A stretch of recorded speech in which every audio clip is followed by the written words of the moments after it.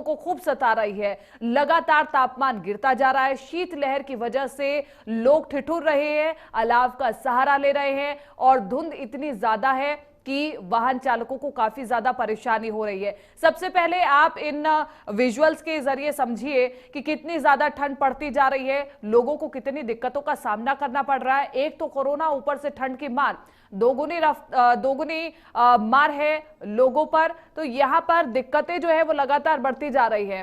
वसंत इस बीच मेरे साथ बने हुए हैं लाइव। वसंत, आप मुझे बताएं कि ठंड का क्या हाल है प्रदेश में।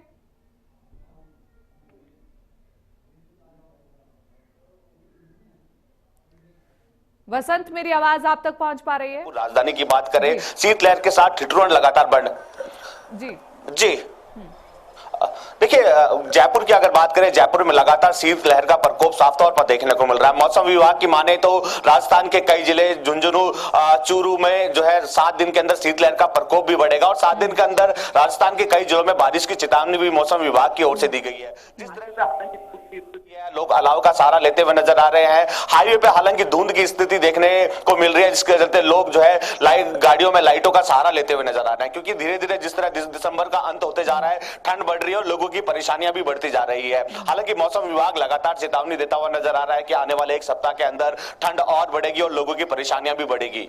जी, कोई विशेष तैयारी ट्रैफिक पुलिस की ओर से, क्योंकि जिस तरह से धुंध बढ़ती जा रही है, विजिबिलिटी कम हो जाती है, ऐसे में कई तरह की दुर्घटनाएं भी सामने आती है। कोई विशेष तैयारी की गई है ट्रैफिक पुलिस की ओर से, रिफ्लेक्टर्स या फिर लाइटिंग? देखिए, निश्चित तौर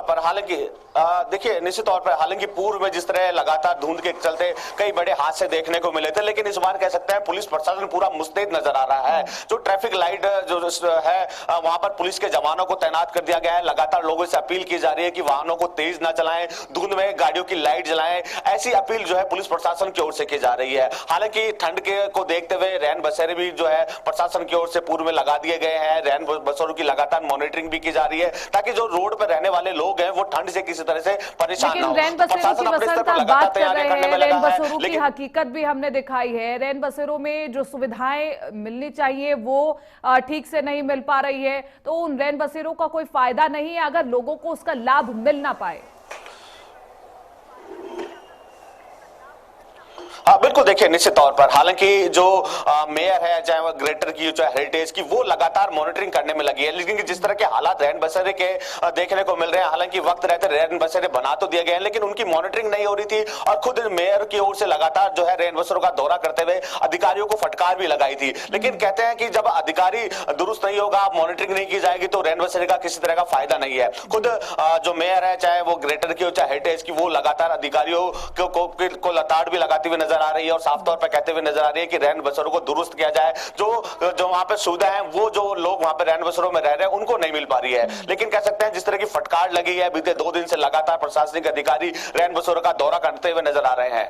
जी, क्योंकि मौसम विभाग ने यह भी अलर्ट जारी कर दिया है कि आगे आने वाले समय में बारिश का भी मौसम बन सकते हैं, जिसकी वजह से विजिबिलिटी पर थोड़ा असर पड़ेगा और विजिबिलिटी शायद अब थोड़ी ठीक हो जाए अगर बारिश आने के बाद। लेकिन वसंत, यहाँ पर यह समझना जरूरी हो जाता है कि जिस तरह से सर्दी लगातार बढ़ती जा रही है, कोरोना की भी मार है, इस बीच लोगों को यह समझना होगा कि दोनों से बचना बहुत ज्यादा जरूरी है। जो स्थिति है वो काफी ज्यादा गंभीर है। बिल्कुल, देखिए निश्चित तौर पर एक तरफ कोरोना, दूसरी तरफ ठंड लगातार बढ़ रही है, धुंध की स्थिति भी लगातार देखने को मिल रही है। वहीं मौसमी बीमारियों के मरीजों की संख्या में भी लगातार बढ़ोतरी देखने को मिल रही है। प्रशासन अपने स्तर पर प्रयास करने में लगा है। हालांकि जो कोविड सेंटर बनाए गए थे अस्पतालों को, उनको कोविड से फ्री भी कर दिया गया है ताकि मौसमी बीमारी के मरीजों को उचित इलाज मिल सके। लेकिन मौसम विभाग जिस तरह की चेतावनी देने में लगा है कि आने वाले कुछ दिनों में जो है प्रदेश के कई जिलों में बारिश होगी। हालांकि बारिश होती है तो धुंध की स्थिति थोड़ी कम हो जाएगी, लोगों को राहत भी मिल जाएगी। लेकिन जिस तरह के हालात प्रदेश में गुलाबी नगरी जयपुर में देखने को मिल रहे हैं, गुलाबी नगरी जयपुर में जो है शीतलहर का प्रकोप लगातार बढ़ता जा रहा है। हालांकि मौसम विभाग का कहना है कि पश्चिमी विक्षोभ के कारण लगातार ठंड बढ़ेगी और आने वाले 1 सप्ताह के अंदर, यानी कि कह सकते हैं दिसंबर माह के अंत तक ठंड और बढ़ेगी और जो है राजस्थान के कई जिलों में बारिश की चेतावनी भी यहां दी है। लेकिन हालात अगर बयां करें चूरू, सीकर, फतेहपुर, हालांकि वहां लगातार तापमान में गिरावट देखने को मिल रही है, कोहरे की स्थिति साफ तौर पर बनी हुई है और आम जन कहीं ना कहीं अलाव का सहारा लेता हुआ नजर आ रहा है। लेकिन स्थिति कहीं ना कहीं बिगड़ती जा रही है और लोगों के लिए ठंड कहीं ना कहीं परेशानी बनती जा रही है। जी, बिल्कुल, चलिए बहुत बहुत शुक्रिया वसंत तमाम इस जानकारी के लिए और बातचीत के लिए, और ये स्थिति बताने के लिए कि आखिरकार प्रदेश में मौसम का हाल क्या है, कोरोना की अपडेट क्या है। दोनों ही महत्वपूर्ण मुद्दे प्रदेशवासियों के लिए, इसलिए हमने आपको ये बताया कि मौसम विभाग की ओर से चेतावनी जारी कर दी गई है कि आने वाले समय में बारिश हो जाएगी। हालांकि जब बारिश होगी तो कहीं ना कहीं ठंड में इजाफा जरूर देखने को मिलेगा।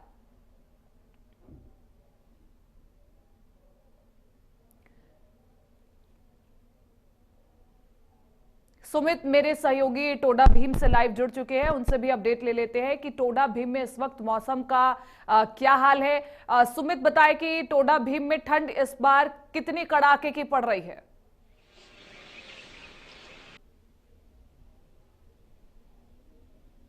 की टोडा भीम में जो कड़ाके की ठंड है वो लगातार जारी है। हालांकि 2-3 दिनों से जो ठंड थी उसने राहत दे रखी थी, जो कोहरा था उसने भी राहत दे रखी थी, लेकिन अचानक बदले मौसम ने आज फिर से कोहरे ने दस्तक दे दी और चारों तरफ सफेद चादर ओढ़ ली है। मैं मेरे कैमरामैन साथी गौरव से कहूंगा कि एक बार दिखाएं कि किस तरीके से, देखिए कोहरा अभी तक भी छाया हुआ है। कोहरा है वो लगातार कहीं ना कहीं जो विजिबिलिटी है वो कम,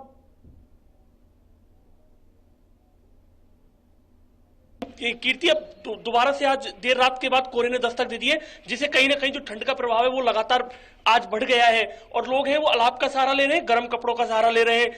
अब अभी तक भी जो कोहरा है वो धीरे धीरे छटना शुरू हो चुका है, लेकिन अभी तक भी कोहरे ने चारों तरफ अपनी दस्तक दे रखी है और कहीं ना कहीं जो सर्दी का प्रभाव है 3-4 दिनों बाद एक बार फिर से बढ़ता हुआ आज दिखाई दे रहा है। जी कीर्ति।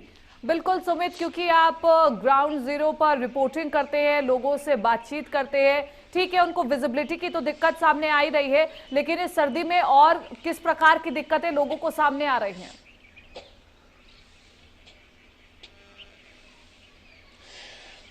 जी कीर्ति, देखिए कहीं ना कहीं जो सबसे बड़ी समस्या तो उन लोगों को आती है जो अपने रिहायशी नहीं है, उनके मकान वो कहीं ना कहीं अपना टेंट या अपना जो भी छोटा कुटिया तान कर रह रहे हैं, उन लोगों को सर्दी की खासी बहुत परेशानी आती है। उन जिन लोगों के जो लोग घरों में नहीं रहते हैं वो बाहर रह रहे हैं, उन लोगों को काफी सर्दी से परेशानी आती है। उन्हें बचने के लिए गर्म कपड़े व लगातार अलाव का सहारा लेना पड़ता है, तो कहीं ना कहीं उन लोगों को भी भारी समस्या का सामना करना पड़ता है। वहीं दूसरी ओर किसान को भी इस सर्दी से बहुत ही समस्या का सामना करना पड़ता है, क्योंकि इन दिनों सिंचाई का काम जोर शोर से चल रहा है कि जो किसान धरतीपुत्र किसान है वो अपने खेतों में है, वो लगातार सिंचाई का काम कर रहा है। तो कहीं ना कहीं कीर्ति जो किसान है उनको भी इस सर्दी से परेशानी का सामना करना पड़ता है। वहीं लोगों को सर्दी से बचने के लिए अलाव गर्म कपड़ों का सहारा लेना पड़ता है, वहीं लोग गर्म पेय पदार्थ पीकर सर्दी से बचते हुए नजर आते हैं। तो कहीं ना कहीं कीर्ति बिल्कुल जो लोग हैं उनको धरतीपुत्र किसान को भी सर्दी से परेशानी का सामना करना पड़ता है। वहीं जो वाहन चालक है जो सुबह ऑफिस के टाइम पे उन्हें जाना होता है, उन लोगों को भी अगर अपनी कार से या फिर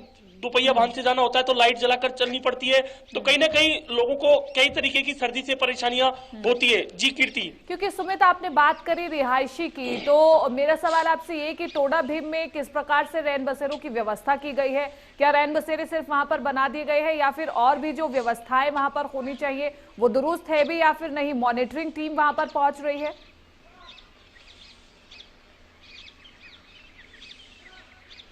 जी कीर्ति, बिल्कुल मैं आपको बताना चाहूंगा कि जो टोडा भीम का रिहायशी जो ग्रामीण इलाका है उसमें वहां पर हालांकि टोडा भीम में नगर पालिका है, नगर पालिका ने व्यवस्था कर रखी है रैन बसेरे की, लेकिन कहीं ना कहीं जो लोग हैं उनको जो ग्रामीण इलाके के लोग हैं वो खुद घरों में रहते हैं और खुद अपनी सर्दी से बचाव करते हुए नजर आते हैं। हालांकि जिला स्तर पर जो नगर परिषद या नगर पालिका होती है वो रैन बसेरों की व्यवस्था करती है। टोडा भीम के आसपास इलाकों में रैन बसेरे की हालांकि नगर पालिका है, वहां पर रैन बसेरे की व्यवस्था उन लोगों द्वारा कर रखी है, सरकारी कर्मचारियों द्वारा।